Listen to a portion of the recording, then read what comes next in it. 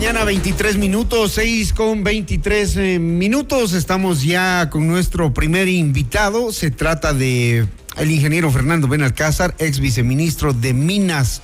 Le doy la más cordial bienvenida, ingeniero Benalcázar, un gusto saludarlo. Vamos a hablar de la ley de competitividad energética urgente para el país. Ha dicho la ministra de Energía que se requiere de la inversión extranjera porque el Ecuador no está en la capacidad de llenar esos faltantes de energía que requiere el país. El Ministerio de Energía ya había anunciado que a pesar de que se paga 10 centavos por kilovatio hora y que se cobran en el Ecuador, esto no cubre los costos y sobre todo no dejan el margen para la inversión pública para ampliar la capacidad de generación eléctrica. Y entonces lo que se busca son alianzas público-privadas, ingeniero. ¿Esto podrá garantizar que el país tenga energía suficiente? Buenos días. Buenos días, Hernán. Gracias por la invitación. Coincido plenamente que la inversión es el único camino y eso es algo que en un país como el Ecuador es absolutamente necesario y evidente. La delegación formal hacia las empresas privadas y, ojo, muy importante, de acuerdo al proyecto de la ley, a las empresas de economía popular y solidaria, genera esa oportunidad.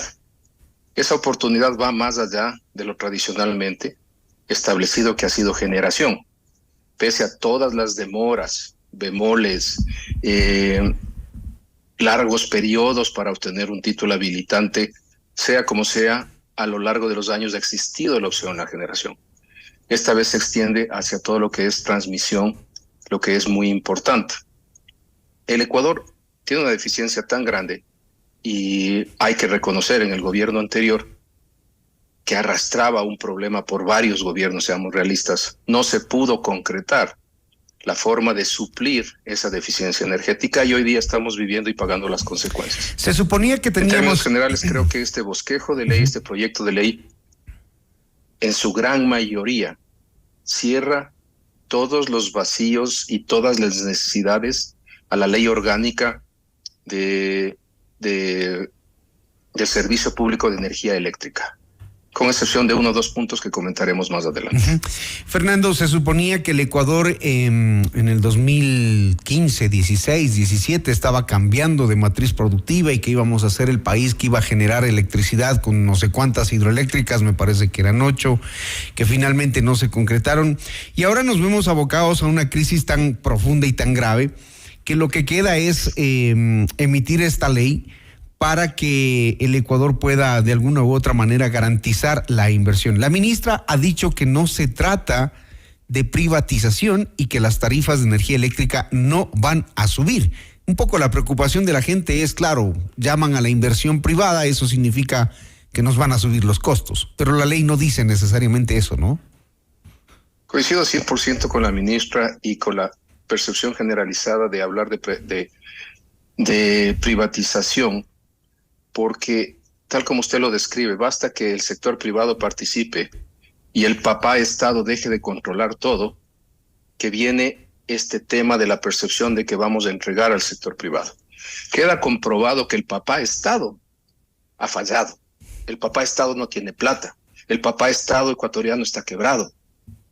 Y cuando usted hablaba de esa matriz que se quiso cambiar en el 2015, hay errores profundos de continuidad. De las 17 hidroeléctricas grandes que el país tiene, 8 están en la cuenca oriental, 8, más del 50%. Y el estiaje en la cuenca oriental es bien conocido desde finales de noviembre hasta comienzos y mediados de marzo.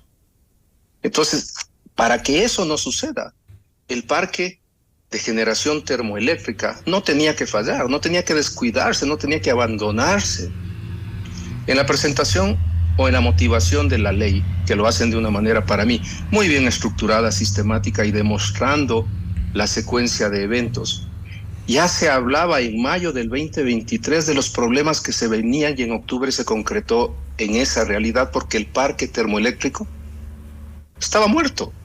El parque termoeléctrico no se había invertido un centavo en los últimos años y por ende se creó este vacío sustancial. Este vacío sustancial es porque el papá Estado no tiene plata.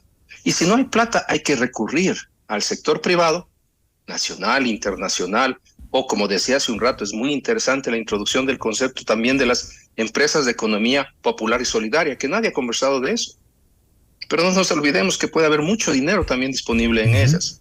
Y es el único camino. El Ecuador, con esta ley, va a tener una solución a mediano y largo plazo. No una solución inmediata, que a raíz de que sea aprobado esto la próxima semana o en 15 días de la Asamblea, milagrosamente dejamos de tener apagones. Definitivamente no lo creo, pero sí va a garantizar que a futuro no se vuelva a repetir lo que estamos viviendo. En el proyecto de ley se abre la puerta para que se delegue a empresas privadas en casos excepcionales el desarrollo de actividades del servicio público de energía eléctrica y del servicio de alumbrado público. Hasta no hace mucho el Estado estaba subsidiando incluso el servicio público de energía. Esa es una de las grandes innovaciones, permitir la incursión del sector privado en temas como el alumbrado público, lo cual es sin precedentes. Creo que está bien, porque definitivamente es un servicio necesario. Y si no hay capacidad instalada, si no hay forma de que las empresas generadoras públicas puedan dar este servicio público, deleguemos al sector privado. Otra cosa que es importantísimo, también hay que destacar que buscan en las disposiciones transitorias finales, que son 4, pero son muy importantes, recuperar dinero de carteras vencidas para las personas que deben dinero por el servicio eléctrico. Y aquí hay que destacar es a las personas, no a las empresas. ¿Y qué mecanismos se establecerían? Y esa condonación, mediante la condonación de intereses. Esa condonación de intereses tiene que acogerse eso en los próximos 90 días, pero puede generar mucho dinero a las empresas distribuidoras que no tienen cómo cobrarlo.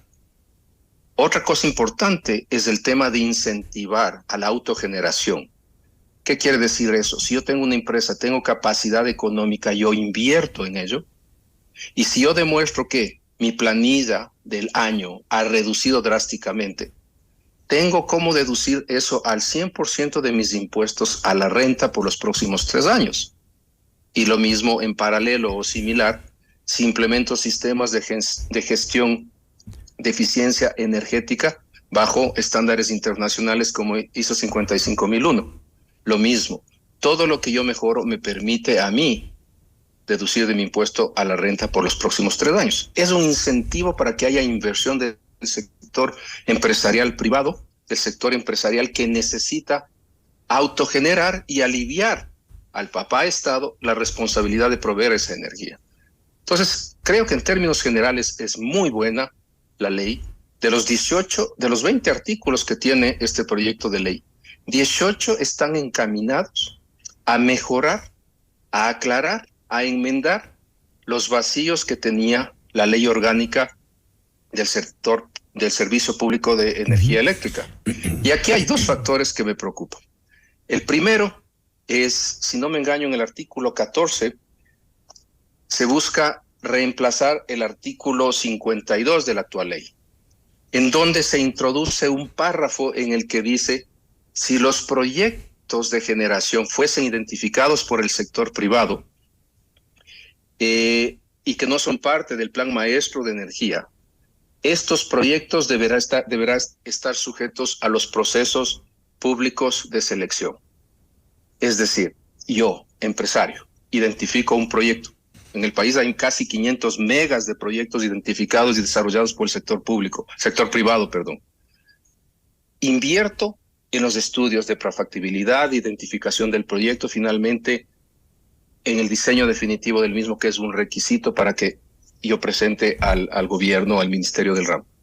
Y me dicen: señor, a partir de ahora, con este cambio que quieren plantear, usted tiene que entrar en un concurso público. No importa que usted haya gastado $500,000, $1 millón o $2 millones.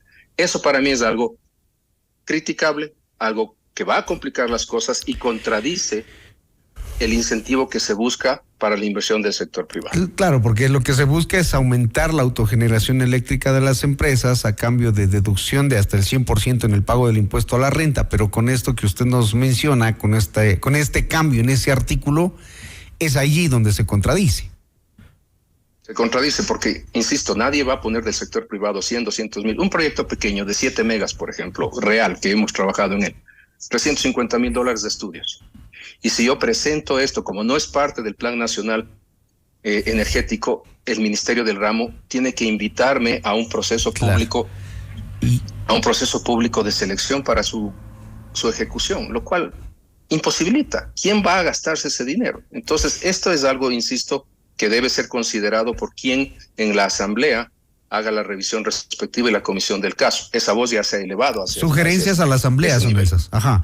Ha dicho la ministra que se necesita al menos 10,000 millones de dólares para implementar 37 proyectos de generación de energía eléctrica hasta el 2032. Vaya que sí necesitamos plata. Correcto, 2 millones a 2,5 millones por megavatio es lo que en promedio puede costar una central hidroeléctrica del país, solo como un ejemplo. Y hablamos también de fuentes de energía no convencionales, eólica, solar y demás. Las inversiones son mucho menores, pero también son mucho más pequeñas y no tan confiables. Entonces, yo creo que el sector hidroeléctrico sigue siendo el sector más relevante del país, pero ojo, hay que considerar proyectos hacia la cuenca occidental. Como le decía, 8 de los 17 están en la cuenca oriental exclusivamente. Ayer, por ejemplo, la empresa de agua potable de La Suaya, Etapa, hacía un anuncio que la emergencia hidrológica de Cuenca y sus alrededores se había superado. Lo importante es que no se supere en Cuenca, sino en las cuencas altas, en las partes altas. Claro, porque el famoso al resto, claro. El famoso tren de Paute, Mazar Sopladora, depende de eso, y solo esa puede generar alrededor de 1,800 megas. Si ese fuese el caso, que ya en la cuenca alta ha mejorado y no tenemos un estiaje tan brutal como el que hemos vivido, la previsión de control de cortes de energía disminuirá en los próximos días, pero también dependemos 100% de la madre naturaleza, aunque son frases polémicas que los ministros, cuando las mal utilizan, generan problemas. Muy bien, ingeniero Benalcázar, gracias a usted por emitir estos criterios que nos guían, que nos informan, además sobre proyectos como estos que serán debatidos a partir del próximo año. La Asamblea está ahora en receso legislativo. Veremos cómo se comportan los políticos dentro de la Asamblea Nacional para este segundo proyecto catalogado de urgente por el gobierno nacional. Gracias, ingeniero Benalcázar. Muchas gracias a usted, Hernán, y siempre las órdenes. Un buen día. 6 de la mañana, 36 minutos, 6:36.